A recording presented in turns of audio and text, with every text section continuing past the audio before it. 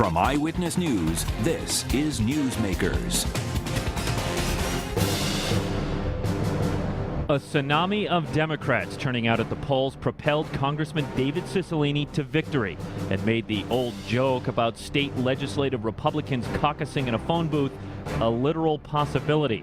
Cicilline, along with resounding victories from Senator Sheldon Whitehouse and Congressman Jim Langevin, may have President Obama to thank. The commander-in-chief didn't have such a bad night either. But the end game is very much the same: a Republican-controlled U.S. House of Representatives and a Democratically controlled Senate with a robust GOP minority. Does it mean another 2 years or more of bickering, partisan politics, and gridlock?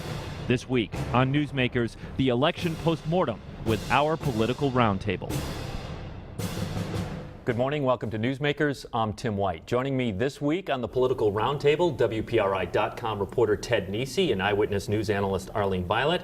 And we have Eyewitness News political analyst Joe Fleming. And we welcome back the Vice President and Director of Governance Studies at the Brookings Institute in Washington, D.C., Darrell West. Darrell, good to have you here. Thank you. Nice to be here. I want to point out to everybody, in case they forget, that you were also the director of the Taubman Center for Public Policy at Brown University from 2000 to 2008, and it's been a long hiatus since you were in the Channel 12 studios for this, so it's great to have you back.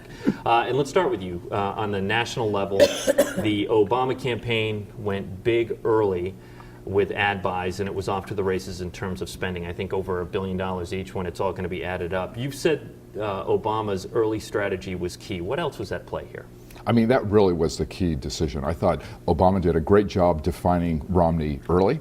He attacked him on the Bain Capital issue, challenged him for not releasing tax returns, and basically turned this election into a referendum on fairness, and that turned out to be a great issue for him. Obama also got a lot more for his advertising dollars.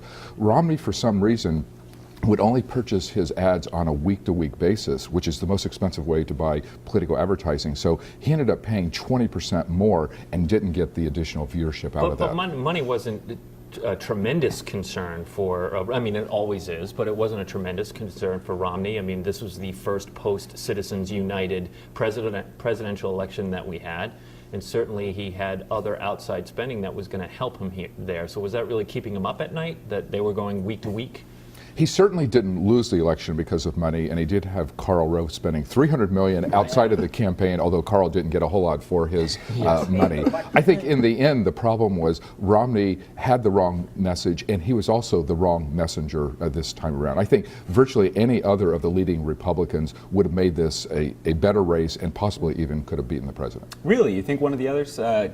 You think of Herman sound Cain, like Ann Coulter over there, Darrell. I don't know about Herman Cain, Who do you think? but just when you think about the high unemployment, the dissatisfaction with Obama, the continuing unease with the president's health care package, I mean, when you look historically and look at that combination of factors, presidents lose. And could Christie, as Ann Coulter wished it would have happened, do you think he could have toppled the president?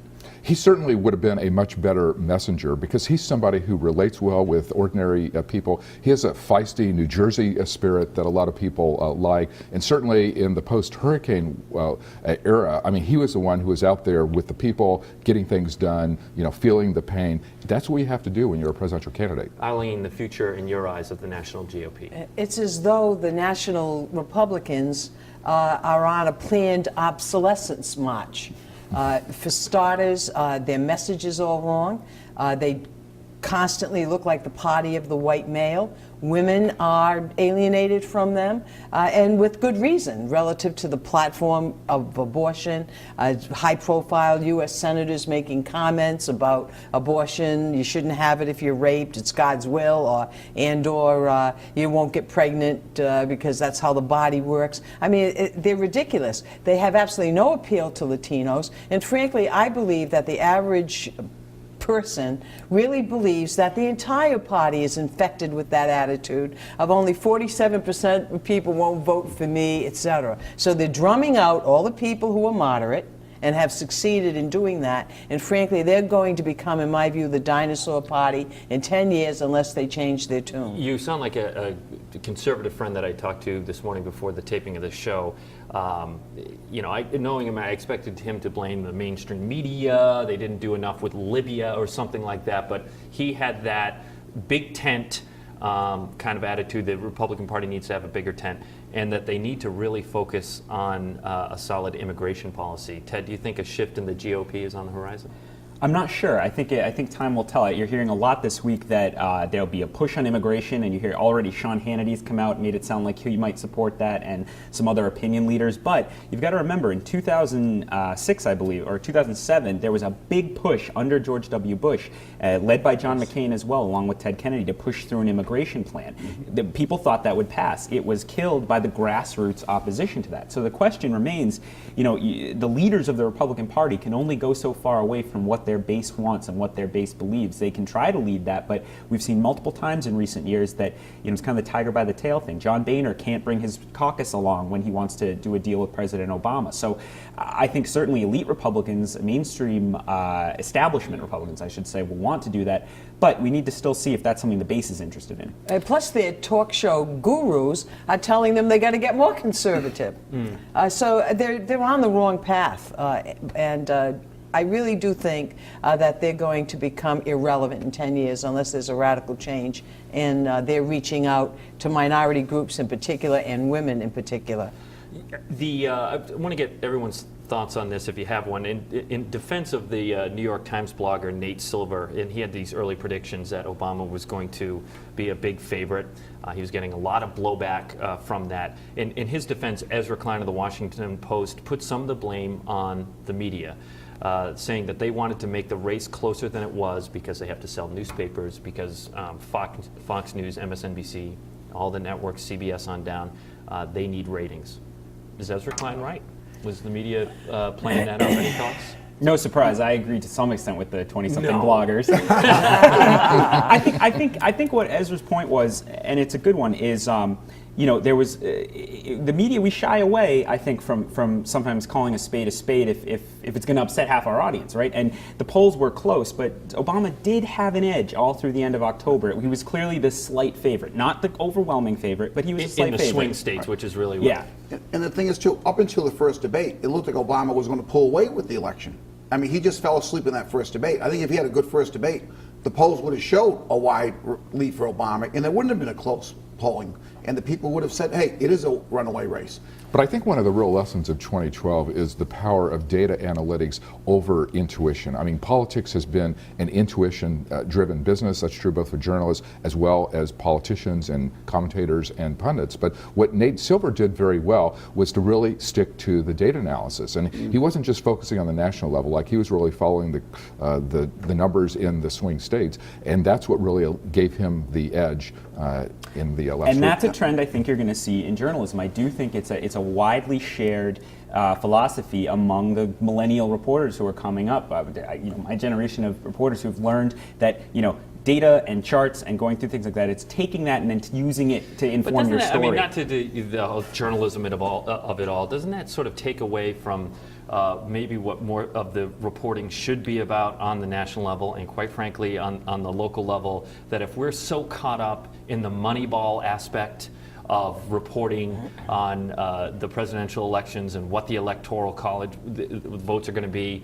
and what is Nate Silver talking about, we're sort of getting away from what might be more important and actually move those numbers, and that is the issues. Yeah, fortunately, I think it's the gaffes of the candidates that keep it a human process. I mean, you can blame the media all you want about the results, but the 47% comment, right, the Herman Cain scandal, the many slips of the tongue that Romney made out on the campaign trail, aggravating people in London. I mean, the fact of the matter is that human factor will always be in politics, and people who criticize the media really ought to take a hard look at the candidate that they're supporting and the goofs that candidate does. And there'll always be horse race coverage. Nate Silver is just making it perhaps more accurate. Oh yeah, well hey, I like my fair share of horse race coverage. And speaking of that, let's move to the 1st Congressional District, because the horse race coverage of Brendan Doherty, of David Cicilline, had it much tighter. The polling we had right, David Cicilline winning, but certainly not by 12 points. Was everyone at this table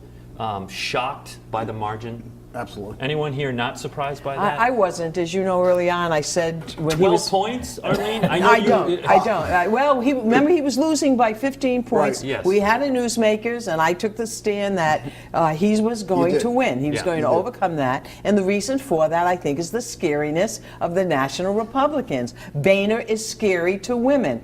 I also think that what I said earlier, you worry about a Republican voting for Boehner. They're the party of no. That's what they project, frankly. I'm embarrassed by them as a former Republican Attorney General. And the Latinos are scared of the Republican Party. So when there's an election and you have the head of that party, talking as a candidate about the freeloaders that are 47%, and it really impassions people to come out and vote. Still and unclear I to me. think that What do was you, going what to do you be an think of the issue. modern day Republican Party? I want to point out that Ted and I were talking to Cicilline's insiders throughout the campaign, and even that night when I was at the Biltmore, they were predicting if they were going to win, it was going to be by a point. It was going to be a squeaker. They even told me they have it in their plans. They're losing Newport. They weren't going to pull for Newport. So when I saw them afterwards, they were absolutely shell-shocked. The Cicilline campaign by the 12 points. What do you make? They were shell-shocked. I was. I'm sure the Doherty camp was too. Nobody had polling data to show this. I understand all the internal polls showed it very tight. The thing is, what David Cicilline did, as Ali said, he scared them with the Republicans. He made it Democrat versus Republican. And in the Democratic city and towns, David Cicilline increased his margin from 2 years ago, big time. For example, in Providence, he won by 42% 2 years ago. This year, he won by 58% in Providence. So much for the excellent comment, huh? Exactly. In Newport, you said they were concerned they're going to lose Newport. They won it by 18% this year. 2 years ago, they won it by 15%. Woonsocket, they lost 2 years ago by 3%. They won it by 16% this year.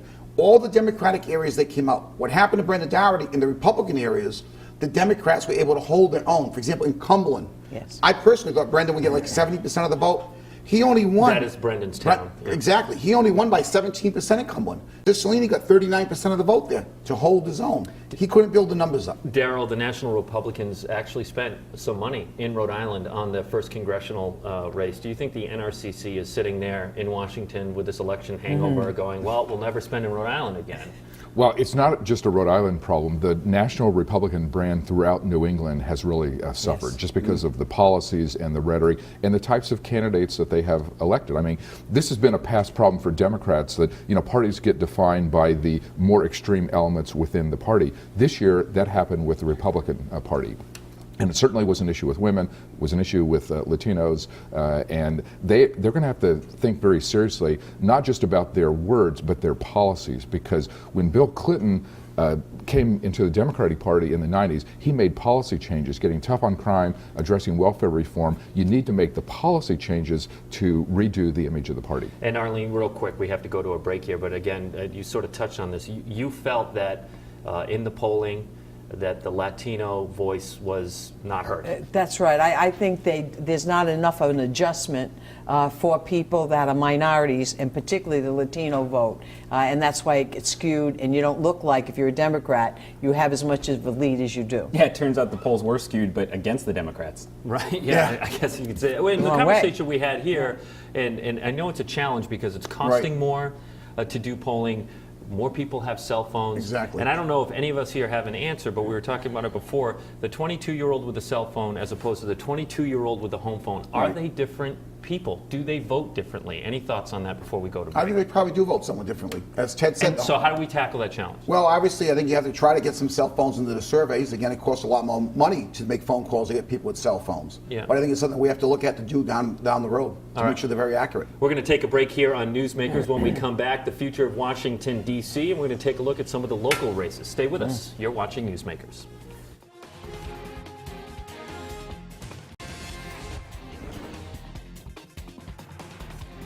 I think most Americans, though, really want us to get down to business. They want us to be principled, substantive, to reach a decision that's going to help this country move forward. I don't think they're going to insist that we wait. I think, frankly, they will ask for thoughtful, cooperative attention as quickly as possible. You're not on the ballot here in 2012, 2014. You're up. Should we anticipate Jack Reed to be on the ticket? I hope I can continue to serve the people of Rhode Island. It's a privilege. That's Jack Reed from Election Night talking to me about the looming fiscal cliff and his future. Welcome back to Newsmakers. I'm Tim White. I'm joined by Ted Nesi, Arlene Violet, Joe Fleming, and from the Brookings Institute, Darrell West, a political roundtable this week. Ted, fiscal cliff, lame duck, or are they going to push it off to January? What do you think? I don't like to predict too much. I will say I think the Democrats have an advantage that people haven't fully taken into their heads yet. I think the Bush tax cuts expire at the end of this year. That means if nothing is done, the Democrats get a big part of their priorities. They don't want the entire fiscal cliff to come because of the AMT, other taxes end, plus all the cuts. But they do finally win on the Bush tax cuts. They're all gone. That's what Bush and the Republicans put in originally. They were going to expire. So that means doing nothing is actually better for the Democrats than the Republicans. And if the fiscal cliff is gone over, suddenly the debt ceiling is not a problem because revenue will come streaming into the Treasury. So I think the Democrats are actually in the catbird seat, and they just had a bunch of wins in the election. So I think they have if they have a good strategy, they can make use of that. It's still to see, though, sometimes those centrist Democrats cave pretty quickly. So I don't know if they'll be able to hang tough. The perception is the Bush tax cuts, though, then that means that taxes are going to go up in the wealthy. But the Bush tax cuts, that's a broad range of taxes affecting everyone from the lower to the middle class. But that's my point. So they all expire, and everyone's taxes go up. Democrats say, we want to cut these taxes immediately on middle-class families, but the Republicans won't let us because they're holding it hostage to the wealthy, and now everyone's taxes are higher. Now, Republicans are pretty good with tax messaging, so they might be able to figure that out, but that's a tougher sell than putting something new forward. Darrell?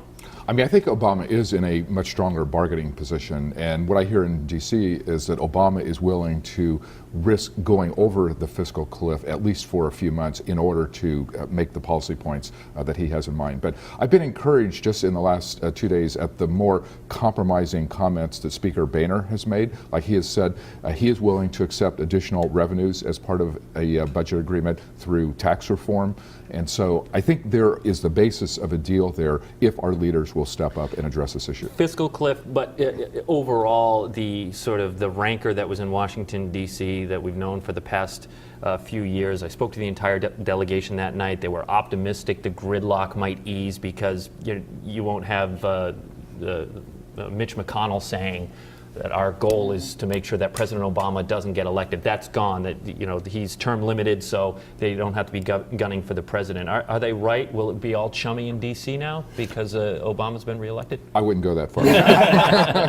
But I do think there will be a short-term window for an agreement on budget issues as well as immigration reform, just because both parties now have electoral incentives to move in favor of a compromise on those issues. Republicans need to do immigration reform to help with Latinos, and on the fiscal issues, if Republicans will give a little bit on the tax issue and Democrats do a little bit more in terms of spending cuts, then you have a deal. Maybe Mitt Romney could be like Wendell Willkie, who after FDR beat him in 1940 became FDR's ambassador at large. And Mitt Romney, he still wants to serve. So it would be interesting to see if he and Obama could find any middle ground. But I wouldn't count on that. Before we get to the local races, and we have you in the studio, so I want to take advantage of it. Briefly, there's been some talk that President Obama may look to Rhode Island's own Senator Sheldon Whitehouse to become U.S. Attorney General. Possibility or long shot?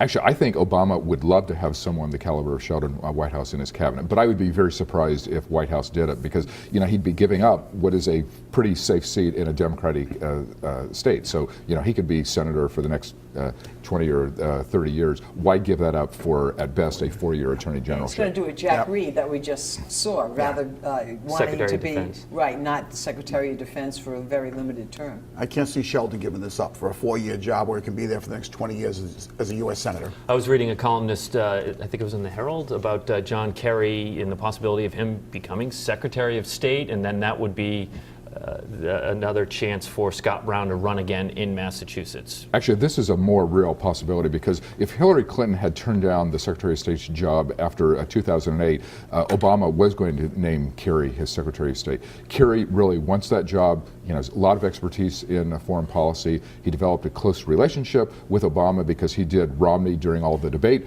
preparation. So that's a very real possibility.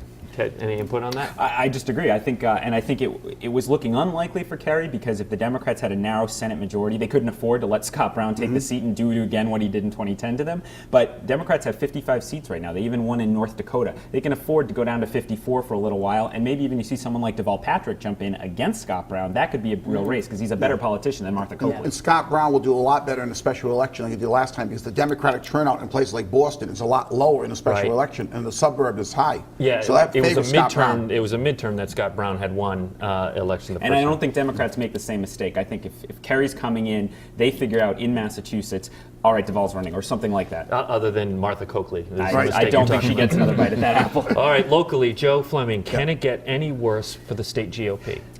It's going to be hard to get any worse. I mean, not one single Democrat who was an incumbent running for the General Assembly lost on Tuesday night. And we had like 7 Republicans that did go down, or 6 Republicans that went down on Tuesday night. Before we go on, I want to point out that you do some work for members of the General Assembly, but this must have even surprised you. It even surprised me. There was some upsets, like Kathy Cool-Rumsey beating Frank Ma. That was definitely an upset. You had races like that. You had a real tough race up in Northern Rhode Island in the House with K.O. Keeble and Mr. Fox. Yeah. Keeble won fairly easily. Paul Fogarty. There was 3 Senate Democrats I think the Republicans targeted. Paul Fogarty, Hannah Gallo, and Jim Sheehan. All 3 of them won very easily. And there was 5 Republican senators that had races. 3 of them were unopposed. Of the 5 that ran, who had opponents, 3 of them lost and 1 of them barely won. So there's no question that the Republicans need to redo their ground game in Rhode Island on how to run local elections. I don't know how they win, though, Tim. I mean, they're down to the tiniest House delegation in Rhode Island history. They're down to the 2nd tiniest Rhode Island GOP Senate delegation in history. I mean, these are anemic numbers. The fate of the Republicans was like a rerun of Honey, I Shrunk the Kids. Because I really think, again, the national Republicans wore off on them. And every time you have all those ads on television, even though it's like a congressional race, for example, demonizing the Republicans, when people go in and they see the oh yeah, those are those bad guys. And that's just what the Democrats did in Rhode Island. They labeled some of these Republicans Tea Party Republicans in Rhode Island. That doesn't play well. And the Republicans, I think, did not counter that in Rhode Island. Whose fault is that? Because now we're having the biannual talk that the GOP chairman should be fired. That's Mark Zakaria. This, again, this happens all the time. How much really falls on his shoulders? He should be giving them guidance on what should be done in the local level in the state rep, state senate races. They said they had a task force. They're going to only zero in on certain races. They should have really defined what these people should do in these races in order to win the races. They needed a coordinated message, particularly about 38 studios. They ran no ads. Is that Chairman Zakaria's fault? It is his fault. But I don't. But I heard him defend himself by saying, "Well, we don't have enough money in the party." But think about what Darrell said earlier about the Republican brand, the just plain and simple Republican brand across New England. I mean, I think the Republicans only contested 20% of seats in Massachusetts legislature. There is now not a single U.S. House lawmaker from the Republican Party in all of New England. Wow. There's just a couple senators. I think, we can blame Mark Zakaria, we can blame their candidates, but they are facing such a headwind. In the House, 32 Democrats are unopposed last Tuesday. I mean, they automatically won. So, I mean, the Republicans aren't even putting up candidates in a lot of these races. And they only start with 1 in 10 voters in their party, so that's a huge disadvantage. The Democrats start with about 40%. But they need to run a better grassroots organization. That's been their weak thing ever since I've been involved in politics in Rhode Island. They do not do a good job at the grassroots getting the message out to the voters. The Democrats do. Scott McKay has taken the position, and I think he's right, the Republicans have to rebuild with moderate women. That has got to become the face of the Republican Party nationally and locally for them to get any steam or try to reverse those numbers. And that was a secret in the 1980s and the 1990s. That's right. But the one thing the Republicans, Exhibit A. the Republicans do one thing well in Rhode Island, they win the governorship. That's right. We haven't had a Democratic governor since Bruce Sunland. Yep. So they do hold on to the governorship in many years. I want to get back to the first congressional race. We're coming to an end of the show.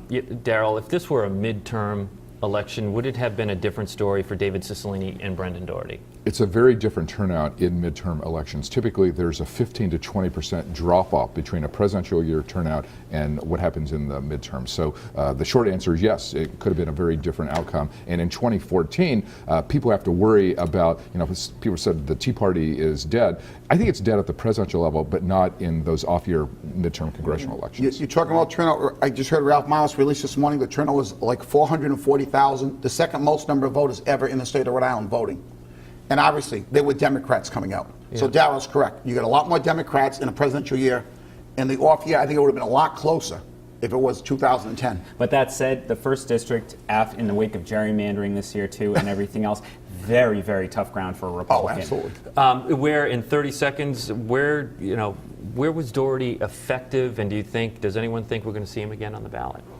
I could see him looking at governor or something. It's hard to think about that the week you lost when you expected to win as late as Tuesday night. But I think he's moderate. I think he's frankly learning about policy and politics and where he stands and what he thinks. And I think he does. Voters trust him. He seems like a likable man and an honest man, and that can go far. Do you think he waited too long to come out? That's been sort of the criticism and with the getting on To define television. himself. Yes, define himself, no question. And back in August, when it was Anthony Gemma started the self-destruct, Brendan Doherty should have been out there with TV, Right on television.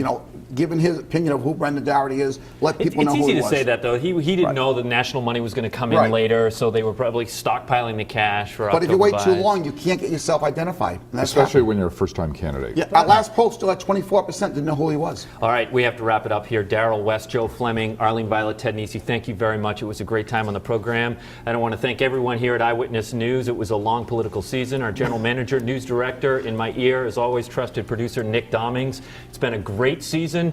Look out, 2014, here we come. Stick with us here at Eyewitness News. For everyone here, thank you for watching. We'll see you next week on Newsmakers.